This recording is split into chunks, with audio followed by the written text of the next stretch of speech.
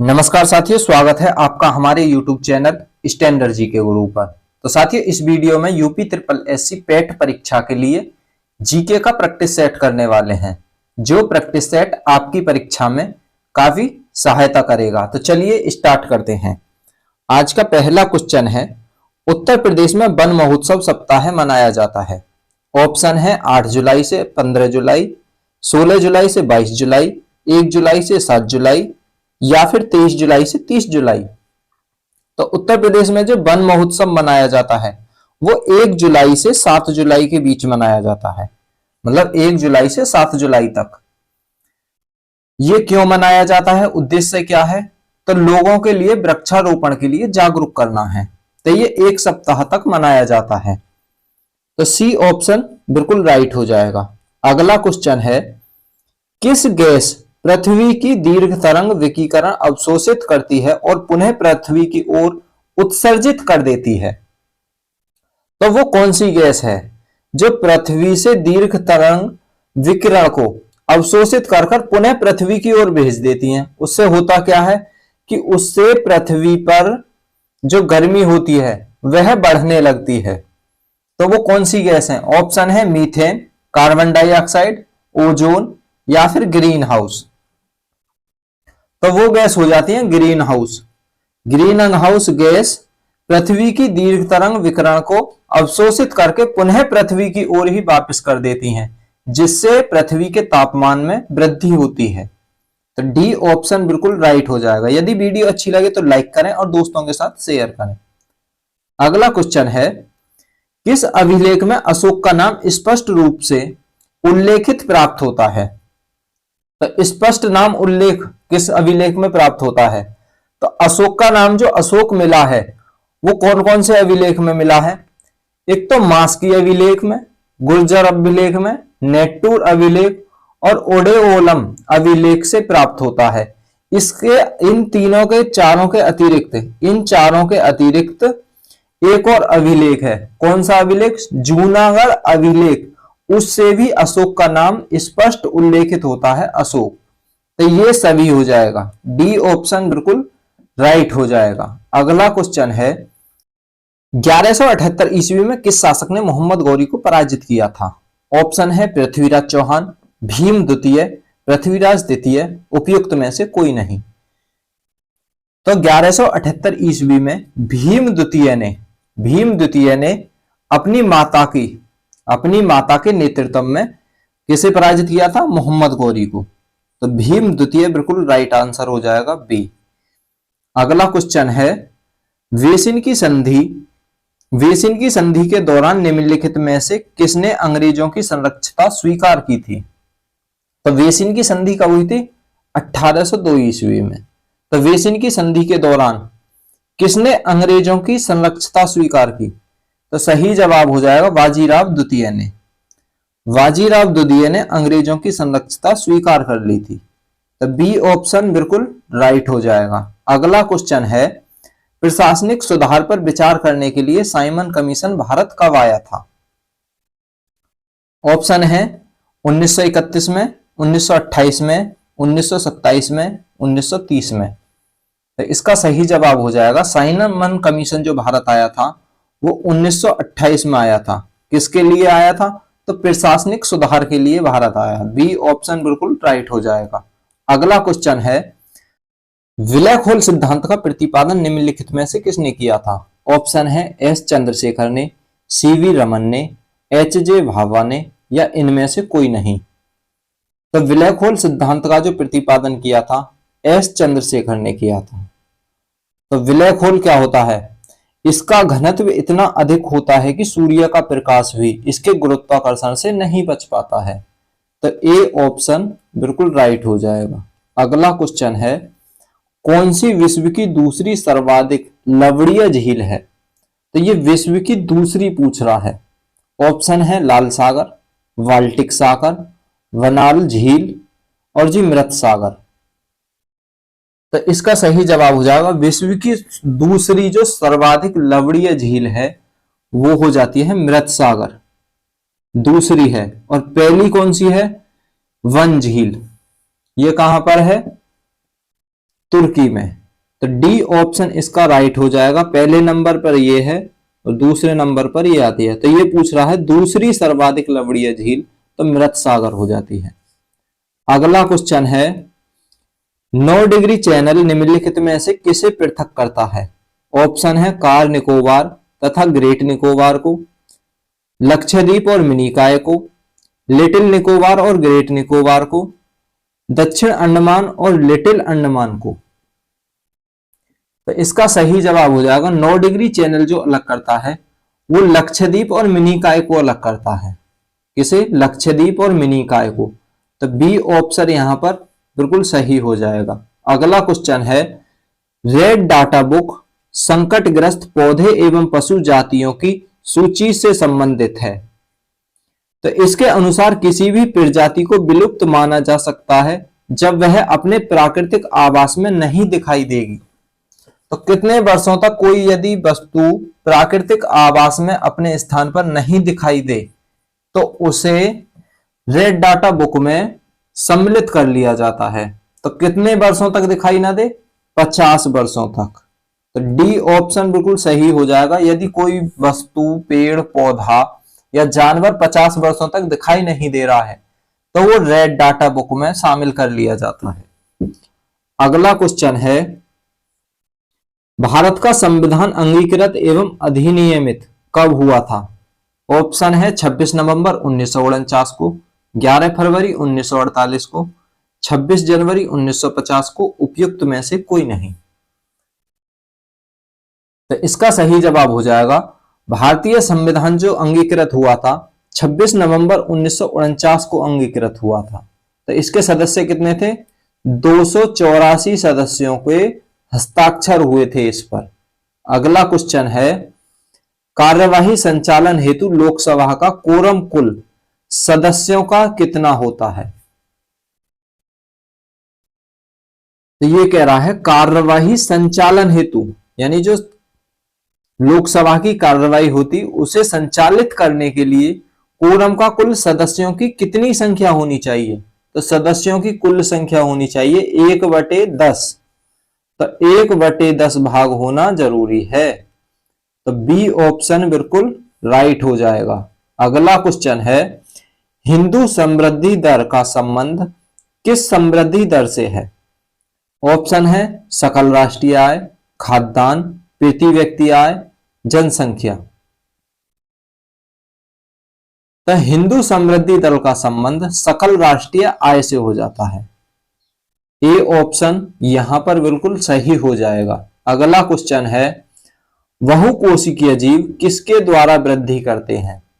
Option है कोशिका अधिकर्ता, कोशिका विस्फोट, कोशिका अंतःस्फोट या फिर कोशिका विभाजन। तो बहुकोशिकीय जीव जो वृद्धि करते हैं ये कोशिका विभाजन द्वारा वृद्धि करते हैं। डी ऑप्शन राइट हो जाएगा। अगला क्वेश्चन है भारतीय राष्ट्रीय कांग्रेस के प्रथम अधिवेशन की अध्यक्षता किसने की? तो एक तो भारतीय राष्ट्रीय कांग्रेस की स्थापना किसने करी? A.O. हुम ने। और इसके अधिवेशन की अध्यक्षता व्योमेश चंद्र बनर्जी ने करी थी। स्थापना A.O. हुम ने और जी राष्ट्रीय कांग्रेस प्रथम अधिवेशन की अध्यक्षता व्योमेश चंद्र बनर्जी। तो यहां पर इसका बी ऑप्शन राइट हो जाएगा। अगला क्वेश्चन है साइलेंट वैली किस राज्य में स्थित है?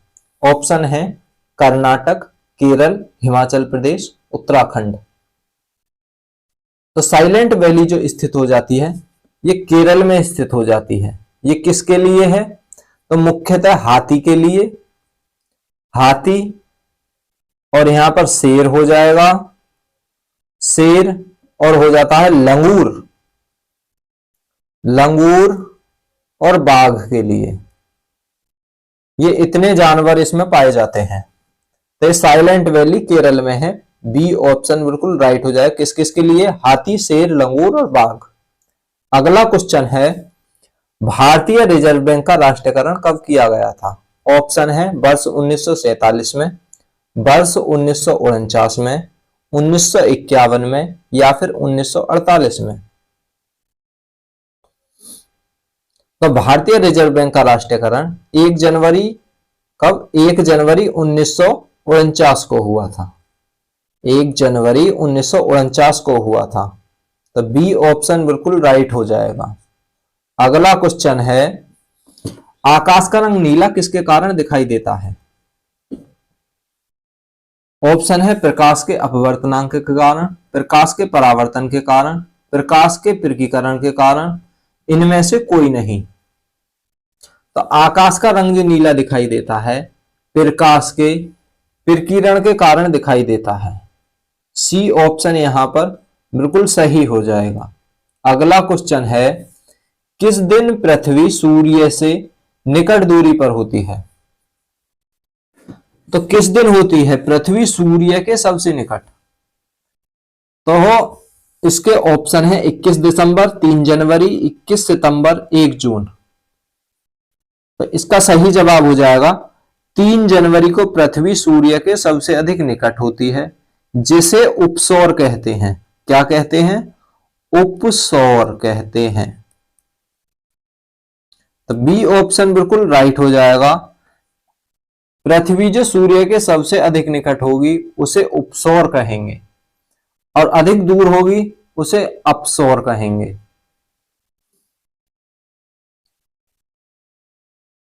इसे कहेंगे उपसौर। अगला क्वेश्चन है, शक संवत किसने प्रारंभ किया था? ऑप्शन है कनिष्क ने, अशोक ने, चंद्रगुप्त ने, विक्रमादित्य ने। तो शक संवत जो चालू किया था वो कुषाण वंश के शासक कौन था? कनिष्क। कनिष्क द्वारा चालू किया गया था। कब चालू किया था? तो ये 78 ईस्वी में चालू किया था। तो ए ऑप्शन यहां पर बिल्कुल राइट हो जाएगा। अगला क्वेश्चन है, कॉफी पौधे के किस भाग से प्राप्त होती है? ऑप्शन है पत्तियों से, बीज से, फूल से, तने से। तो कॉफी जो प्राप्त होती है यह हरे पौधे के बीज से प्राप्त होती है, हरे पौधे के बीज से। तो बी ऑप्शन यहां पर बिल्कुल राइट हो जाएगा। अगला क्वेश्चन है, ग्रैमी पुरस्कार किस क्षेत्र में दिया जाता है? ऑप्शन है संगीत, साहित्य, पत्रकारिता या फिर विज्ञान। तो ग्रैमी पुरस्कार जो दिया जाता है यह संगीत के क्षेत्र में दिया जाता है। ए ऑप्शन यहां पर राइट हो जाएगा। अगला क्वेश्चन है, प्रधानमंत्री फसल बीमा योजना कब प्रारंभ हुई थी? ऑप्शन है जनवरी 2016, जनवरी 2015, जनवरी 2014 या इनमें से कोई नहीं। तो प्रधानमंत्री फसल बीमा का जो आरंभ हुआ था वो हुआ था 13 जनवरी 2016 को। कब? 13 जनवरी 2016 को आरंभ हुई थी।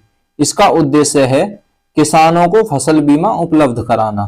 तो ए ऑप्शन बिल्कुल राइट हो जाएगा। अगला क्वेश्चन है, मनसावादी प्रणाली निम्नलिखित में से किसने आरंभ की थी? ऑप्शन है जहांगीर, बाबर, औरंगजेब, शेरशाह सूरी। तो मनसावादी प्रणाली आरंभ करने वाला शासक था मुगल सम्राट अकबर। तो बी ऑप्शन बिल्कुल राइट हो जाएगा। अगला क्वेश्चन है, किस संविधान संशोधन द्वारा मतदाता करने की आयु 21 वर्ष से घटाकर 18 वर्ष की गई? तो जो मतदान करने की आयु थी पहले 21 वर्ष, उससे घटाकर 18 वर्ष कब की गई? तो ये जो करी गई थी 61वें संविधान संशोधन द्वारा करी गई। कब करी गई? तो 1989 में। 61वें संविधान संशोधन द्वारा 1989 में की गई। अगला क्वेश्चन है, साइमन कमीशन किस वर्ष भारत आया था? ऑप्शन है 1928, 1926, 1927, 1930। तो ये साइमन कमीशन जो भारत आया था ये 3 फरवरी 1928 को आया था। ए ऑप्शन बिल्कुल राइट हो जाएगा। अगला क्वेश्चन है, निम्नलिखित में से कौन सी नदी भ्रंश घाटी से होकर बहती है? ऑप्शन है कावेरी, गोदावरी, नर्मदा, ब्रह्मपुत्र। तो नर्मदा नदी सतपुड़ा पर्वत के बीच भ्रंश घाटी से होकर बहती है। कहां से? सतपुड़ा पर्वत के बीच जो भ्रंश घाटी है उससे होकर बहती है। कौन सी? नर्मदा नदी। तो सी ऑप्शन बिल्कुल राइट हो जाएगा। अगला क्वेश्चन है, एक एथलीट को किससे जल्दी एवं अधिक ऊर्जा प्राप्त होती है? यदि कोई रेसर है, उसको जल्दी एवं अधिक ऊर्जा की आवश्यकता है तो किससे प्राप्त होगी? प्रोटीन से, कार्बोहाइड्रेट से, वसा से, या फिर विटामिन से? तो इसका सही जवाब हो जाएगा कार्बोहाइड्रेट से। कार्बोहाइड्रेट से जल्दी एवं अधिक ऊर्जा प्राप्त होती है। क्यों? क्योंकि इसमें कार्बन, हाइड्रोजन तथा ऑक्सीजन का यौगिक होता है। तो 1 ग्राम कार्बोहाइड्रेट से 4.5 कैलोरी प्राप्त होती हैं। तो बी ऑप्शन बिल्कुल राइट हो जाएगा। अगला क्वेश्चन है, मानव शरीर में यूरिया का संश्लेषण कहां होता है? ऑप्शन है वृक्क में, आंत में, यकृत में, फेफड़ों में। तो मानव शरीर में यूरिया का जो संश्लेषण होता है वो यकृत, कौन सा करता है?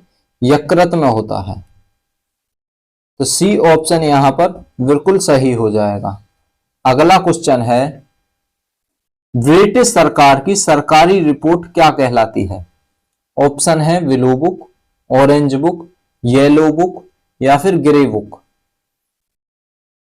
तो ब्रिटिश सरकार की सरकारी रिपोर्ट जो कहलाती है वो ब्लू बुक कहलाती है। ए ऑप्शन यहां पर राइट हो जाएगा। अगला क्वेश्चन है, निम्नलिखित में से किस आदेश को व्यक्तिगत आजादी का द्योतक कहा जाता है? तो व्यक्तिगत आजादी का जो द्योतक कहेंगे वो हेबियस कॉर्पस को कहेंगे। इसे हेबियस कॉर्पस को व्यक्तिगत आजादी का द्योतक कहेंगे। अगला क्वेश्चन है, किस सिख गुरु ने गुरुमुखी लिपि का विकास किया?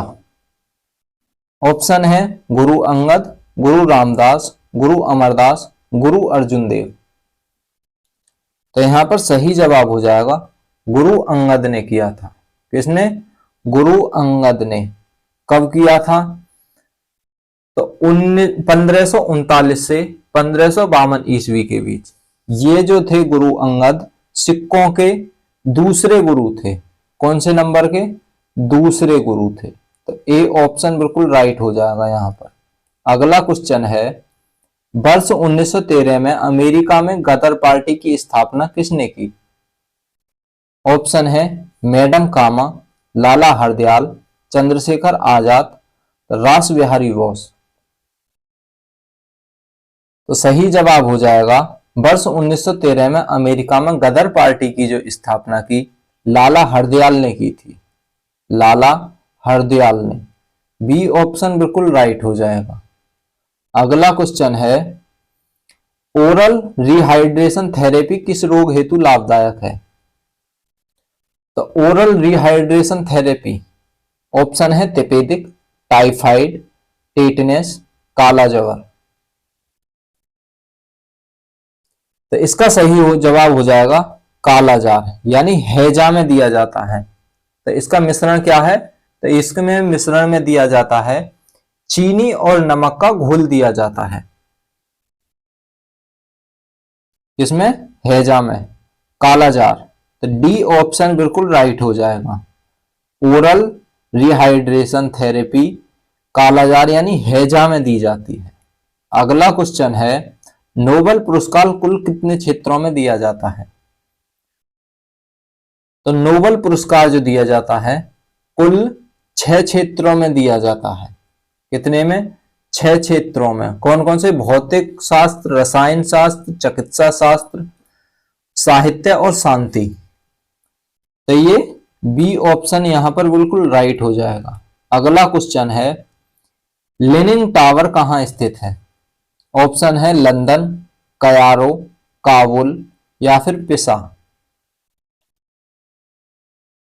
तो इसका सही जवाब हो जाएगा लेनिन टावर। कहां पर स्थित है? पिसा। पिसा कहां पर है? इटली में। इटली। तो डी ऑप्शन बिल्कुल राइट हो जाएगा। अगला क्वेश्चन है, निम्नलिखित में से कौन सा जोड़ा सही सुमेलित है? तो अर्थशास्त्र किसके द्वारा लिखी गई है? कौटिल्य के द्वारा। तो यही जोड़ा बिल्कुल सही है। तो ए ऑप्शन बिल्कुल राइट हो जाएगा।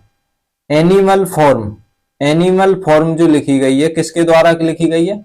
जॉर्ज ओरिवल द्वारा एनिमल फॉर्म लिखी गई है, ये बाबर द्वारा नहीं है। अब है मेन कैंपस। मेन कैंपस किसके द्वारा लिखी गई है?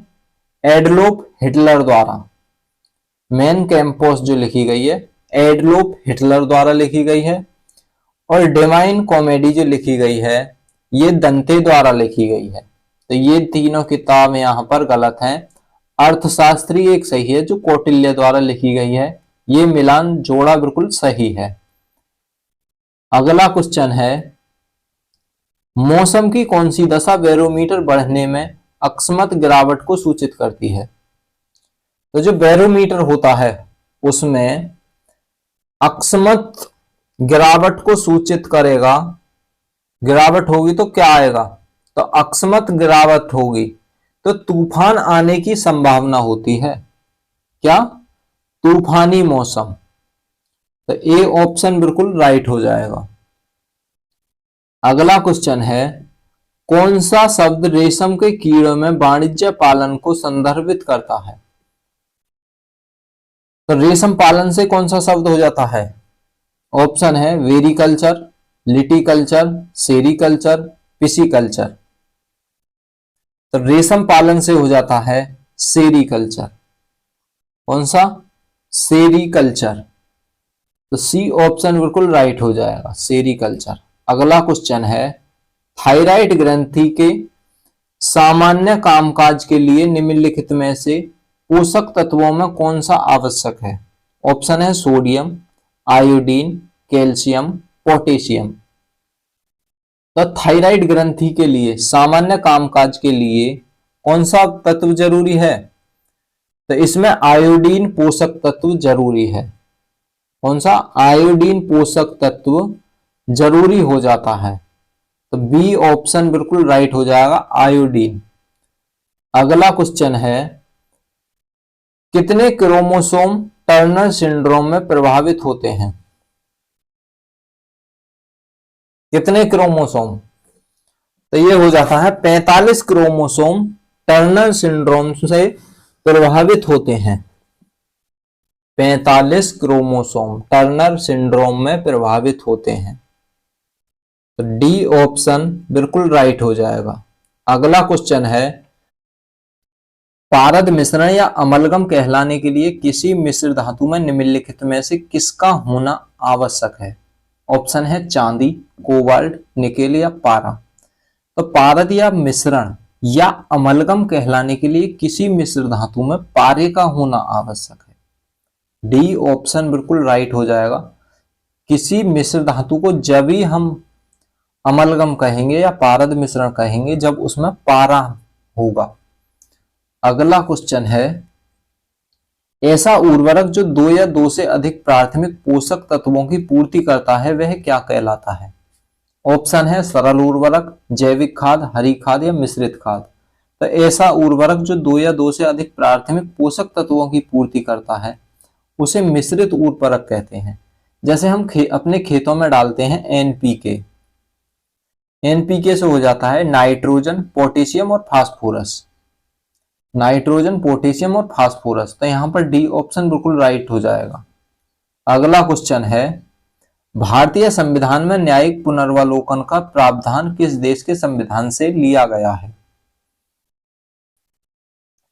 तो भारतीय संविधान में न्यायिक पुनर्वलोकन का प्रावधान संयुक्त राज्य अमेरिका के संविधान से लिया गया है। ये ऑप्शन यहां पर बिल्कुल सही हो जाएगा। अगला क्वेश्चन है, कोई व्यक्ति भारत में राष्ट्रपति के पद पर कितने बार चुना जा सकता है? तो भारतीय संविधान के अनुच्छेद 57 के अनुसार कोई व्यक्ति राष्ट्रपति पद पर पुनः निर्वाचित हो सकता है। मतलब कितनी भी बार, कोई सीमा नहीं है। तो डी ऑप्शन बिल्कुल राइट हो जाएगा। अगला क्वेश्चन है, 17 दिसंबर 1927 को जॉन सैंडर्स की हत्या किसके द्वारा की गई? ऑप्शन है मंगल पांडे, भगत सिंह, सुखदेव, विपिन चंद्र पाल सिंह। तो 17 दिसंबर 1927 को भगत सिंह द्वारा जॉन सैंडर्स की हत्या कर दी गई। तो जॉन सैंडर्स क्या था? तो ये लाहौर का एक पुलिस अधिकारी था, लाहौर में पुलिस अधिकारी था सैंडर्स। बी और बिल्कुल सही हो जाएगा। अगला क्वेश्चन है, सरदार वल्लभ भाई पटेल किसके अग्रणी थे? तो सरदार वल्लभ भाई पटेल जो थे वो बारदोली सत्याग्रह के अग्रणी थे। बारदोली सत्याग्रह के कब हुआ था? तो वर्ष 1928 में हुआ था। सी ऑप्शन बिल्कुल सही हो जाएगा। अगला क्वेश्चन है, किस प्रकार के वन मुख्यतः शैवालों तथा काई से बनते हैं? तो टुंड्रा वन जो होते हैं, जो टुंड्रा वन होते हैं, ये मुख्यतः शैवालों तथा काई के बने होते हैं। टुंड्रा वन, बी ऑप्शन बिल्कुल सही हो जाएगा।